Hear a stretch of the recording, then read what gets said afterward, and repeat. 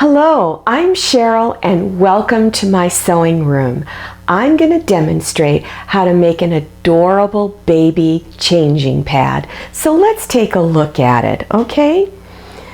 Alright, as you can see, I have this really pretty peach colored background fabric with different color flowers all over it. And then on the binding, I have multicolored binding that reflects the colors in this print. And then when you open up the pad, it has peach colored polka dot fabric on the inside, okay? This is a really quick project and pretty easy to make. Okay, so let's go over the items that you're going to need. Now, if you have a cell phone handy, take a picture of this with your cell phone. So put the video on pause, take a quick little snapshot, okay? Now, the overall size of this changing pad is 14 inches by 26 inches long. So all of your pieces for the pad will be cut this size. So you're going to need some cotton fabric for the top, cotton fabric for the bottom, one layer of cotton batting, and then I recommend, it's not necessary, but I think that you should, is some type of waterproof pad to put on the inside. And one of the options is to buy a quilted waterproof crib pad, and they're kind of large, and you could probably make several of these changing pads out of it. Also, in a discount store, I purchased a synthetic kind of plastic-like fabric that is also used as a water barrier in bedding. So check with your fabric store to see what they offer there.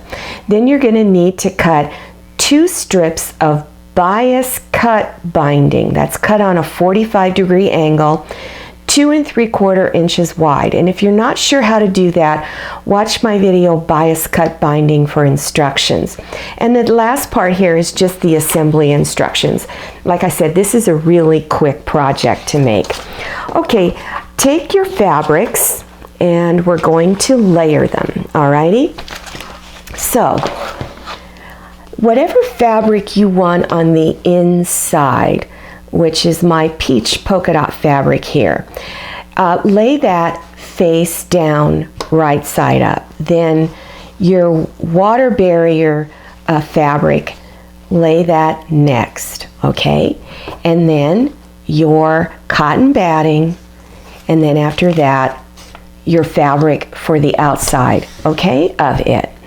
Then you want to go to your sewing machine and you're going to do 2 rows of stitching. So you're going to go in 8.5 inches from each end. So start at one end, go in 8.5 inches. Make sure that you put some pins along here to hold it in place so it doesn't shift. And do a straight line of stitches. Then go to the other end over here, go in 8.5 inches. Place some pins here and do another row of straight stitching. Then after that, you're going to round the corners. So take something round, a lid from a jar, something small, you don't want it too big, and you can either draw a line around it and then cut it with scissors, or if you're brave like me, just take that old rotary cutter and just zip around. Okay, make sure you do it on all 4 corners. When you're done, it should look like this right here. Okay, all right. Then after that, take your binding. Now, in my video bias cut binding, I show you how to bring the 2 ends together. So if you're not sure how to do that, watch that video and I explain that. Just make sure that after your binding is put together that both ends are going in the same direction. That's real important. Don't have them going opposite because it won't work out. All right, then fold it in half and press the full length of the strip.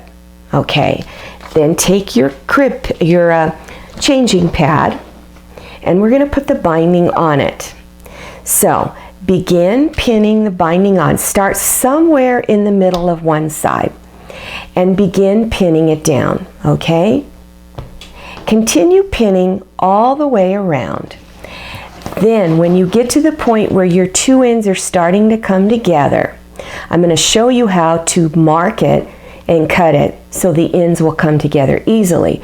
So open up this end right here.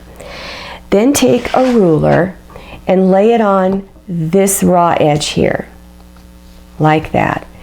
Then take something to mark with and mark a little line. Now I've made a big dark line there, bigger than I would normally make it, but I wanted to make sure you can see it. That's to indicate where your 1/4 inch seam line will be, okay? Then fold it back. Bring your other end over. Now this end, pretend it's long, and that because I've already cut the excess off. So fold it on top of this piece here. Pull it back a little bit, okay? And then take something to mark with, and you're going to mark a line that matches here. So you're going to mark it there, okay? Now, take this one and open it up. Now take your ruler, and on this ruler I have a 45-degree line on there, okay? Take that 45-degree line, let me turn this, and you're going to lay it on the edge here, out here, okay? And then line up this edge right on that mark that you put here. Then with your rotary cutter, go ahead and cut that end off, all right? Now you're going to bring the two ends together. So now open the other end. So now both ends are open like this. Now there again, I want you to notice that both ends are pointing in the same direction. That's real important. So if yours are not pointing in the same direction, you have a problem, okay? So you need to go back and look to see what happened. All right, now take this corner and you're going to bring it over to this corner over here. Okay, so take it all the way over. Now, when you lay it across, you're going to have a 1/4 inch tail there, and then a 1/4 inch tail at this end. That's the way it's supposed to be, so don't shift this. Make sure that that's the way it is. Then go ahead and pin these edges together. Then stitch along here 1/4 inch from this raw edge, okay? Then fold your binding, finish pinning it down, okay? Then start stitching it down. So you're going to go in 3/8 of an inch from this raw edge in and begin stitching all the way around the entire pad. Now your corners will look like this, okay? That's okay, it's supposed to look like that. Finish coming all the way around. Do a few stitches back and forth to tie it off. Now turn it over with the back side or inside of the pad showing, and roll your binding over the edges all the way around, okay? Now you're going to start taking the binding and folding it over on the back. This folded edge needs to come past the stitch line here. If you don't pull it past, then your next step isn't going to be very good. You're not going to be successful. So make sure you pay attention to that. Pull it all the way across, past that stitch line, and begin pinning it down. Okay, now pin it all the way around. All right, now one more step, and that's called stitch in the ditch. All right, now the ditch is where two pieces of fabric come together, and that's right here. It's where the binding and the flower fabric meet, and you're going to be stitching right along here.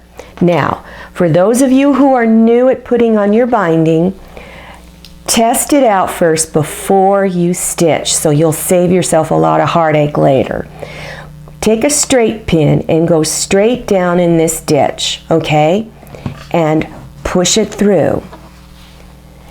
And if it catches the lower edge of the binding, then you are right on where you should be.